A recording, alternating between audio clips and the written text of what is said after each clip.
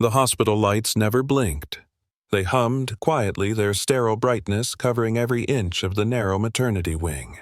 Outside, rain ticked against the window like fingers on glass, while inside Margaret Dalton lay on the operating table, numb, breathless, and alone.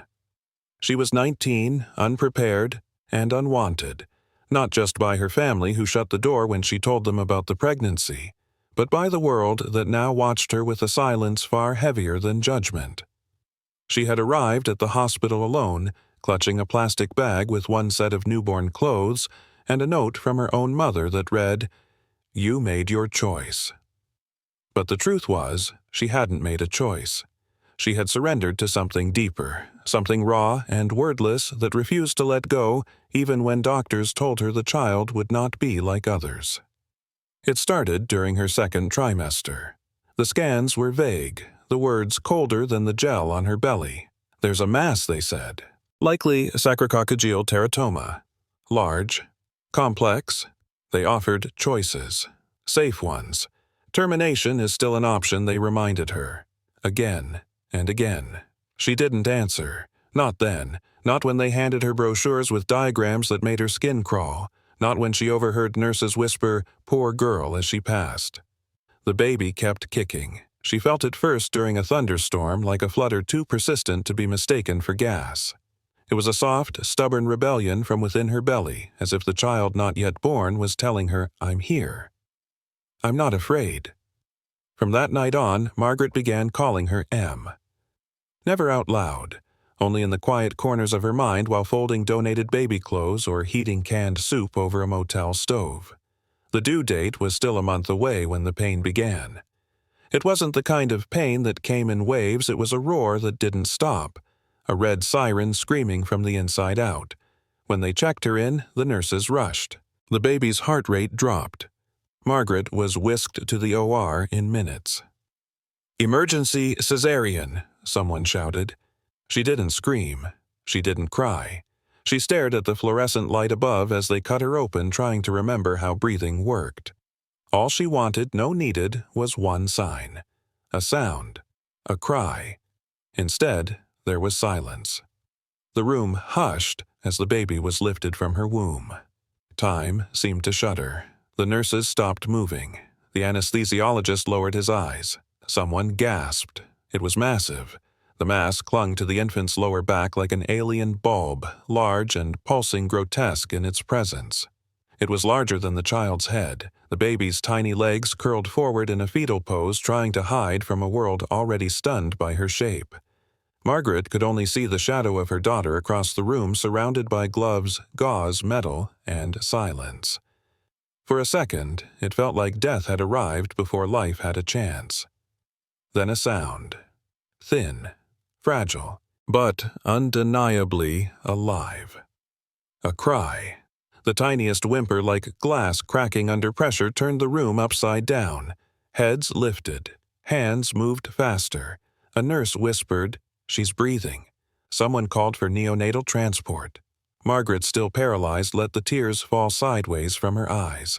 That single cry, unwelcome as it may have been to the world, was the most beautiful thing she had ever heard. They brought the baby to her just for a moment. Swaddled loosely, the girl's eyes were closed, her mouth barely parting between breaths. Her skin was pale, her chest rising too fast. But she was there, alive. Margaret studied her daughter's face. It was perfect. Soft lips, a small nose. Tiny lashes curled against her cheeks. Her hair, dark and wispy, stuck to her damp forehead like seaweed in a storm. She didn't look at the mass. She didn't need to. To Margaret, her child wasn't a medical anomaly. She was Em, the baby who had kicked through storms, who had breathed when no one thought she would, who cried when the world fell silent. The doctors moved fast. Emily was taken to NICU, then scheduled for immediate imaging.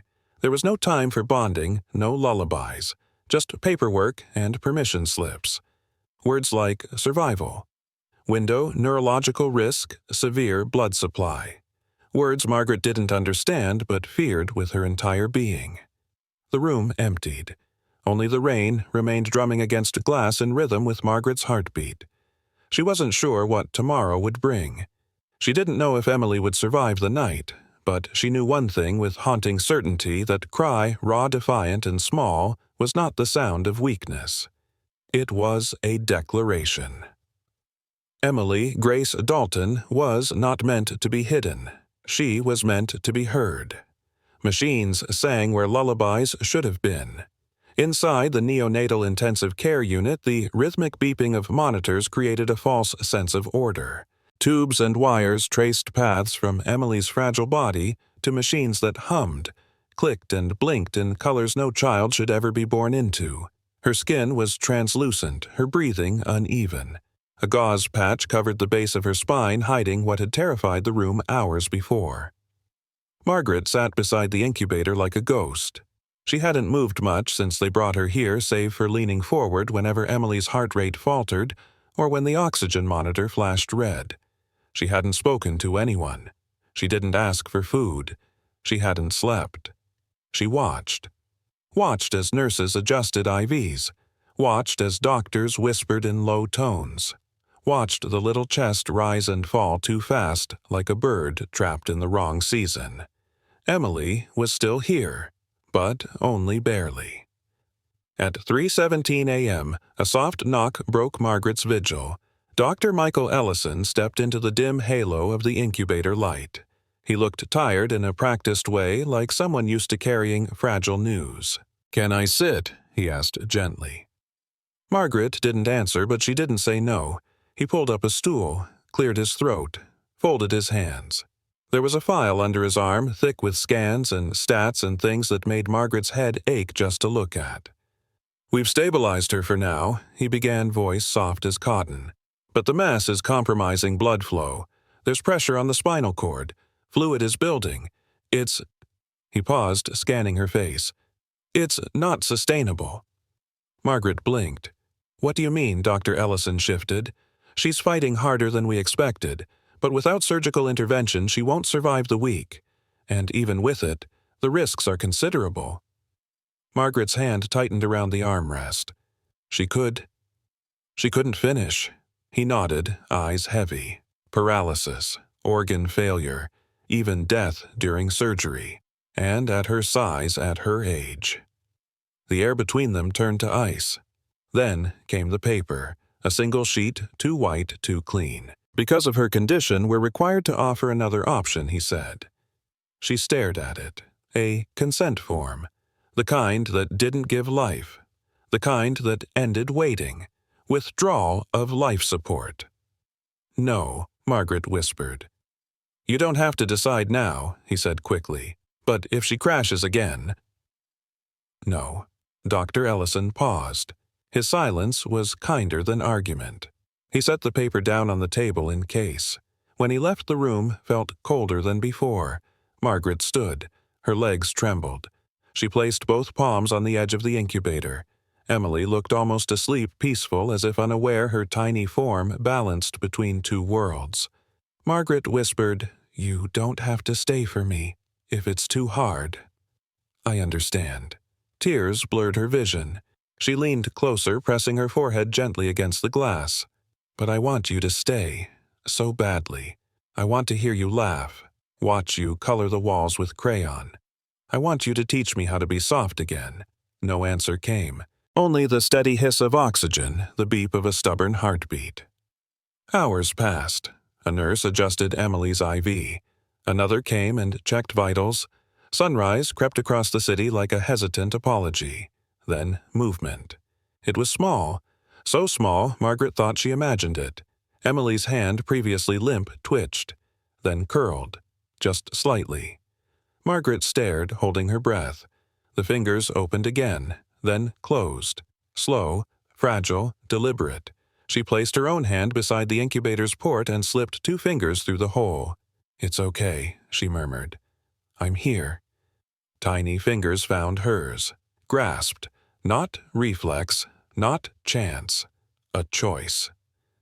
Margaret gasped. The nurse at the monitor turned. "Did she—" "She grabbed me," Margaret whispered. "She grabbed my hand." The nurse moved closer, eyes widening. Emily's grip tightened so faint yet filled with defiance, as if telling the world once again, "I'm still here." Within an hour, the surgical team was summoned. Dr. Ellison scrubbed in. The OR was prepped, blood matched, tools aligned. A wall of specialists assembled like guardians of a miracle they couldn't explain.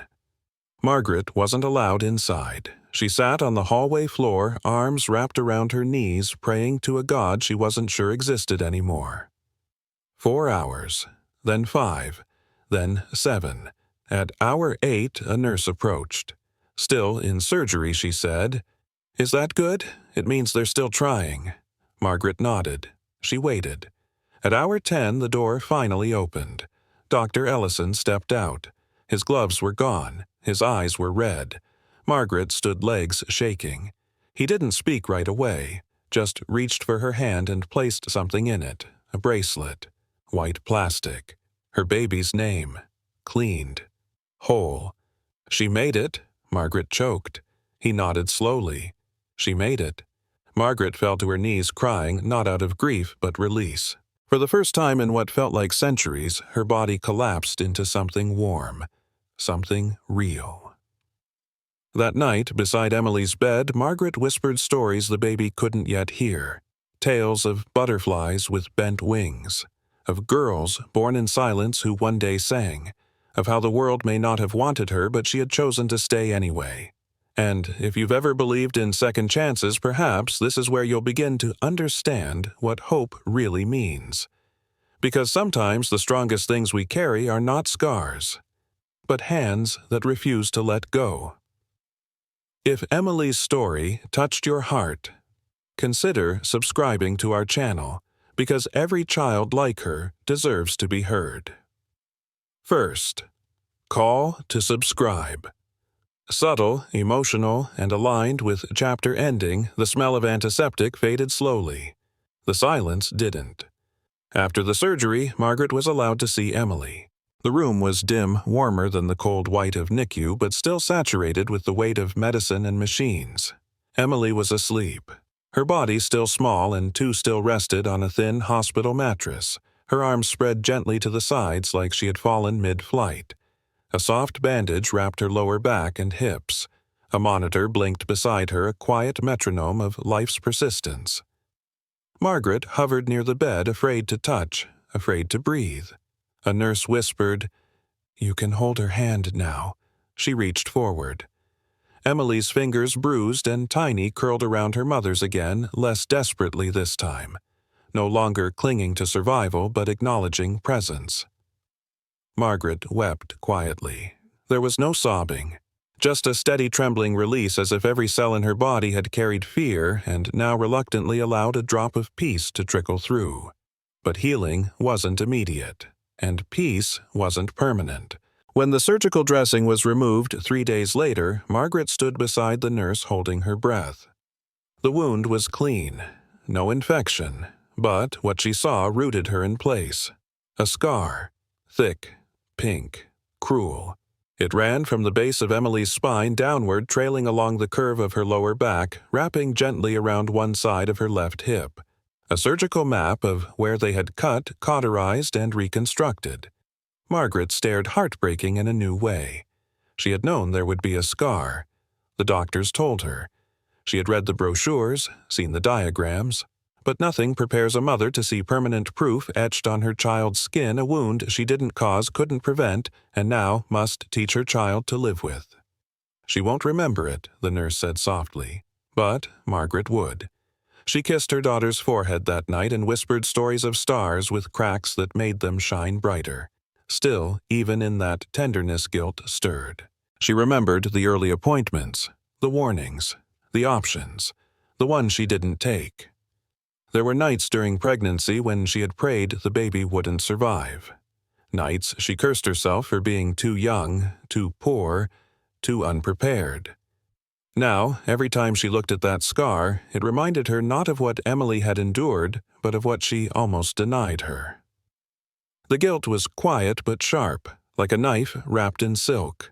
Dr. Ellison came to visit the next morning. He knocked before entering, always polite, always gentle. He checked the charts adjusted. Emily's IV nodded approvingly at her vitals. "She's strong," he said. Margaret sat at the window, arms wrapped around her knees. "She has to be." There was silence between them, comfortable and weighted. Then she asked, "Do you remember every baby?" He paused. "Most. Even the ones who didn't make it." He looked at her for a long time. "Especially those." Margaret turned away, her voice barely a whisper. "What happens to a mother who gives up?" Dr. Ellison didn't flinch. "She heals. Slowly, painfully, but she heals if she stays." Another pause. Margaret studied him. Really studied him for the first time. "Why did you take her case when others wouldn't?" Dr. Ellison sat down. His voice dropped lower than usual. "When I was a resident years ago, I had a patient, a baby boy, similar diagnosis. Not quite as severe. The family was young, scared. I was green, too cautious. I advised against surgery. I didn't fight for him." Margaret swallowed. "The baby passed," he continued, "and I've spent every year since wondering if I could have saved him. So when your daughter came in, I remembered. And this time, I fought." Margaret blinked. "So Emily saved you too?" He smiled gently. "Seems like it." They sat in silence after that. Not empty silence, but sacred. The kind that comes when grief and gratitude share the same room. 2 weeks later, Margaret was given the discharge papers. Emily would be sent home with special instructions, follow-up appointments, medications. Her body was still fragile, her immune system underdeveloped. But she was stable. Alive. Margaret packed the donated baby bag, now filled with things that actually mattered. Diapers, creams, a pink onesie that read, "Tiny Warrior." The bracelet from NICU with Emily's name, which she would keep forever. As she held Emily wrapped in a fresh hospital blanket, Margaret noticed the scar again. This time it looked quieter. Still raw, still undeniable, but somehow no longer a wound. More like a story beginning to form. A line that marked not defeat, but survival. When they stepped outside, the sun blinked down through the clouds. It wasn't warm, but it was light. Emily stirred in her arms, face turning toward the sky. Margaret kissed her temple and whispered, "You're not broken. You're just extraordinary." If you believe scars can be beautiful, and that every child deserves to be seen, subscribe to follow the rest of Emily's journey. There is so much more waiting beyond the wound. The scar didn't speak, but Emily learned how to hear it anyway. By the time she was 4, her body had learned to carry it with grace, if not with ease. She walked with a slightly tilted gait favoring her right side. The doctors said her spinal function had developed better than expected, but certain nerves would remain dulled. She would always limp just a little. She would always sit slightly tilted. Her balance would never be perfect. But it wasn't the imbalance that made her notice. It was the way other people looked. At the playground, the other children ran circles around her. She didn't mind at first, but one afternoon a boy pointed to the crease at the base of her spine, visible just above the elastic of her shorts. "What's wrong with your back?" Emily didn't know what to say. Another child joined. "Is that a mark? Like a monster tail?" The words hung in the air like smoke. She went quiet. When Margaret came to pick her up, Emily walked ahead fast and quiet hands buried in the pockets of her overalls. She didn't speak during the ride home. She didn't eat dinner. She refused bath time. Margaret waited until Emily was in bed, then sat beside her with a soft whisper. "Do you want to talk?" Emily shook her head. Margaret didn't push. She lay beside her daughter, eyes open in the dark, feeling a pain she couldn't bandage. The next day, Margaret stopped by the dollar store on the way home from her second job. She bought a box of colored pencils, 3 sketch pads, and a book titled Butterflies and Other Wings.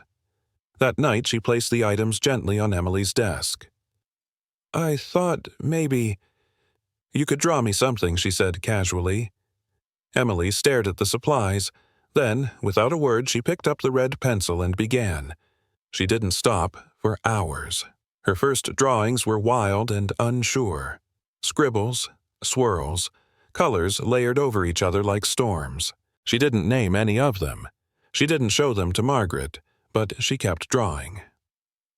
A week passed, then 2.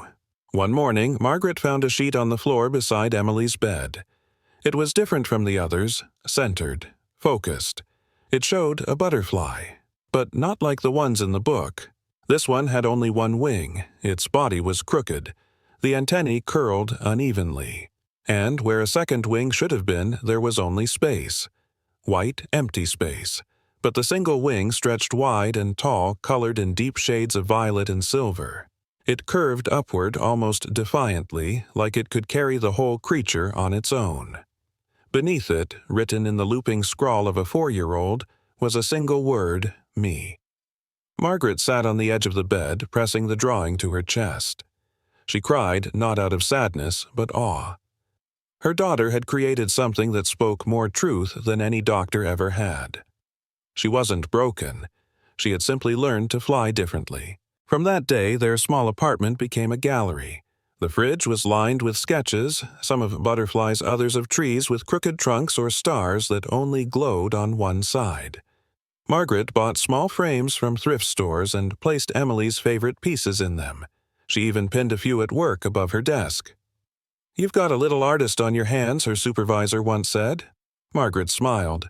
"She's more than that. She's a survivor. But, even with the beauty, came the battles." At 5, Emily started kindergarten.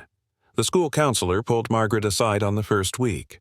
Some kids might ask questions, she warned gently. "We try to promote inclusivity, but—" Margaret nodded. She knew what was coming. Within a month, Emily had already learned new words, weird, gross, different. They clung to her like burrs after recess. One afternoon, Emily came home with her arms crossed. She stomped into her room, grabbed a drawing from the wall, and ripped it in half. Margaret rushed in. "I don't want to draw anymore," Emily shouted. "Why? They said butterflies aren't real, that mine can't fly." Margaret knelt down. "That's because they've only seen the kind in books." Emily sniffled. "Mine's ugly." "No," Margaret said. "Yours is rare, and rare things scare people." They sat together for a long time. Eventually, Emily took out a blank sheet and drew a new butterfly. This time it had 2 wings, but one was much smaller and bore a jagged edge. The other shone brighter than ever. She didn't label this one me. She labeled it Still Flying. Dr. Ellison came to visit once during that winter. He had kept in touch, sending cards for birthdays, sometimes calling to check on post-surgical appointments. He brought a set of watercolor paints and a note that read, "For the artist who saved my hope." Emily showed him the fridge. He stood quietly examining each one. "You know," he said, "the strongest wings are the ones that learned to lift pain." Emily blinked up at him. "How do wings lift pain?" He smiled. "By refusing to stop flying." That night, Margaret watched her daughter sleep with ink-stained fingertips and a speck of yellow paint on her nose. The scar would never go away, but neither would the colors, and sometimes healing didn't sound like a heartbeat or a monitor beep. Sometimes healing looked like a child with broken crayons drawing the sky. Emily's wings remind us that healing comes in all shapes and sometimes in bold, unexpected colors.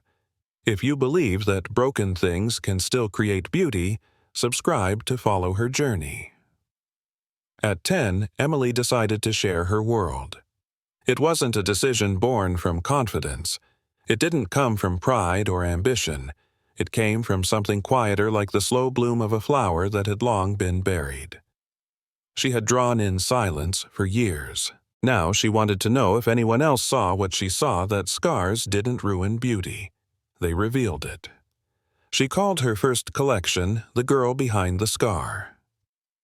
Margaret helped her print the flyers on the community center printer, pastel pages with uneven margins and Emily's crooked signature in the corner.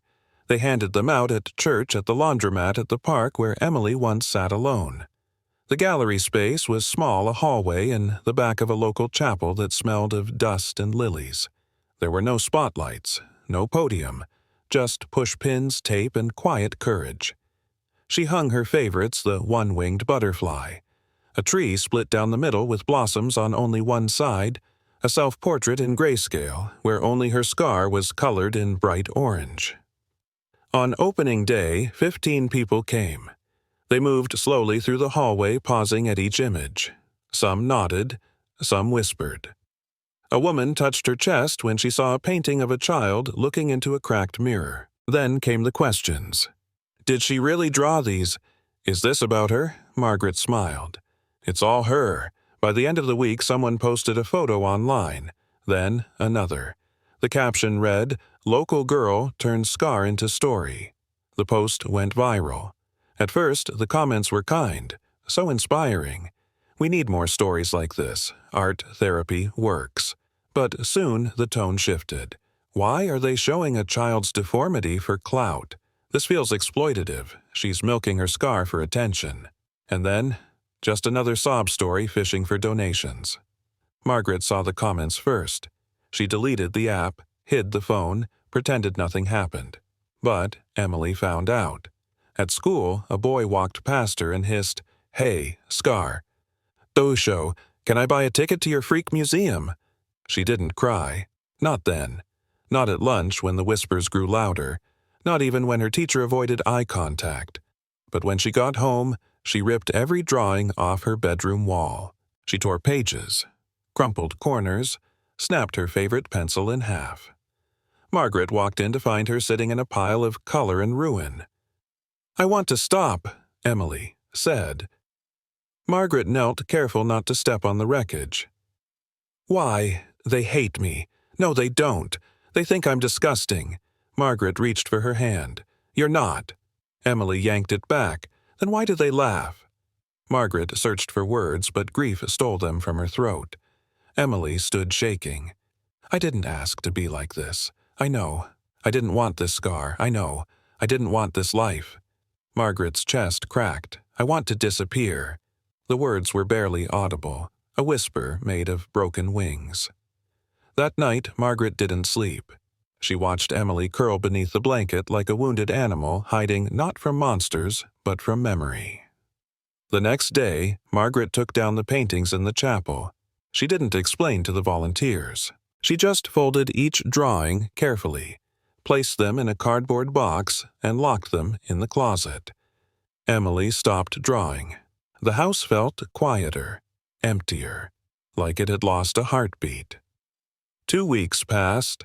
Then, on a Thursday afternoon, someone knocked on their door. It was a girl, 9, maybe 10, bald, wearing a baseball cap too big for her head. She held a rolled piece of paper in one hand. "Is Emily home?" she asked. Margaret hesitated. "I saw her drawings online," the girl said. "I just wanted to give her this." Margaret nodded and called Emily over. The girl handed her the paper. "I was scared of starting chemo, but then I saw your tree with blossoms on only one side." Emily unrolled the paper. Inside was a drawing, clumsy, colorful, full of heart. It showed 2 girls standing under a crooked tree. One had a bald head, the other had a scar on her back. "They both look happy," Emily whispered. "They are," the girl said. Then she left. Emily stared at the drawing for a long time. That night, she found a blank page, picked up the half-broken pencil. She drew a girl sitting on a stage, a spotlight falling only on her back. Her scar glowed not from shame, but from light. She titled it, "Still Seen." Sometimes the world tries to shame the very things that make us beautiful, but your story doesn't have to end in silence. If you're still here, still healing, still fighting, subscribe to walk beside Emily's journey. The stage was larger than she expected. Rows and rows of chairs stretched out like ripples in a pond. Soft lighting bathed the podium in gold. Behind her, a screen displayed the event's title in looping script, "Children of Courage, Stories That Shape Us." Emily sat backstage. Fingers curled tightly around the small note card in her hand. It held 23 lines. A poem she had written the night she stopped being afraid of her own skin. Margaret was beside her, silent, steady. Emily was 12 now, taller, stronger, though still slightly lopsided. The scar had stretched with her no longer pink and new, but pale and textured like a ridge of memory. She wore a dress, navy blue, simple, backless. It had taken her weeks to agree. "I'm not ready," she had said. "You don't have to be," Margaret replied. "But one day you'll want the world to see you as you are." And now, here she was. Waiting. Dr. Ellison arrived just before the event started. He took a seat in the back row unnoticed by most. He wore a dark suit and a soft smile. In his hands was a folded piece of paper, a copy of the first drawing Emily had ever given him, the butterfly with one wing. He had kept it all these years. The speakers before Emily told stories of bravery surviving fires, fighting cancer, overcoming hunger. Each story carried its own weight. Then came her name. A hush settled over the room. Emily walked to the stage with quiet resolve. Her footsteps were uneven. Her right foot turned slightly outward. Her balance wavered once. She didn't hide it. She reached the microphone, adjusted it, and looked out over the sea of eyes. She didn't speak right away. Instead, she turned slightly, showing her back to the audience. There was a murmur, not of mockery, but reverence. The scar was visible, undeniable, unhidden. Then she faced forward again, lifted the note card, and read, "I was born beneath a scalpel before I ever saw the sky. They said I might not make it, they never said I'd fly. My skin holds maps of battles I didn't choose to fight. My spine grew twisted stories, but still I reached for light. They stared at me in silence, then filled that space with shame. But scars are not apologies, they're how I spell my name. I've heard the words, too damaged. I've seen the eyes look past. But every step I stumble still echoes loud and vast. So here I stand, unhidden my edges, wild and true. I'm not the girl you expected, I'm just the girl who grew. And if I leave you thinking that beauty must be whole, then you've not heard my story, nor looked into my soul." Silence followed. Not empty, not awkward, just full. Then the room erupted in applause. Not polite, not pitiful, pure. Dr. Ellison stood slowly, his hands meeting gently in rhythm. There were tears in his eyes. Not of regret, but reverence. Margaret remained seated, hand pressed to her chest, unable to breathe for a moment. She had imagined this day in fragments, but never like this, never this radiant. Emily stepped down from the stage, her shoes clicking softly on the floor. When she reached her mother, Margaret took her hand without a word. They walked out together, not hiding, not hurrying, side by side. And for the first time, Emily didn't feel small, didn't feel broken, didn't feel like a girl behind a scar. She felt like a girl the world had finally seen.